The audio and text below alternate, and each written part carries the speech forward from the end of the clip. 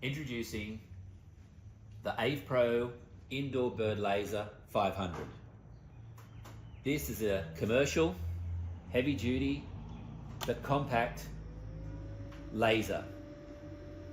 Ease of operation, I get 10 seconds of a treatment area square. That creates the parameters for our treatment area, so we ensure that we are directing the laser to an area where the birds are and where humans are not. Once we've created the treatment process, we're presented with a series of chaotic shapes. Those chaotic shapes then lead to a series of horizontal sweeps followed by vertical sweeps. When I'm using a laser in a commercial sense, it's always advisable to use two lasers, perhaps from opposing corners of a room, or entering or shining on an area where the birds are entering, and also to an area where the birds are nesting and roosting. So when I'm using a second laser, I would tend to use the other version of the AvePro Indoor Laser 500, and that's our red version. That maximizes not only the fright because we're using two lasers from two different directions,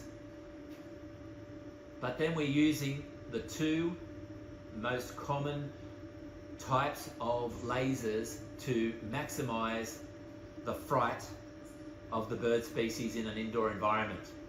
Using both the green and the red laser together maximizes the fright from laser technology. Now these two shapes, coming from different angles, will generally be shining towards each other from opposing corners in a warehouse or a loading dock or an indoor application.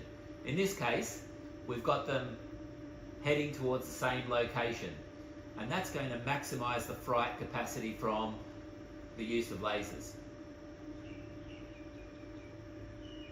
Throughout the video, the different shapes will then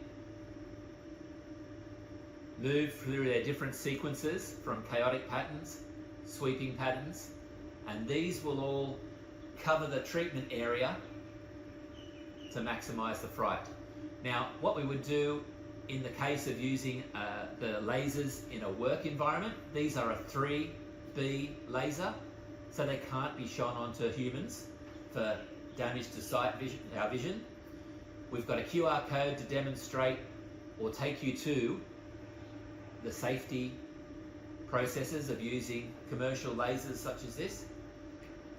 But you can also use timers to ensure that you can have it onto areas when people are not working. You've got the ability to isolate the system using switches, but in most cases you use the treatment box at the beginning of your installation to shine on the area to make sure that the lasers are not shining onto people. And what you'll find is that the system never strays outside that treatment box from when you initially set up the system.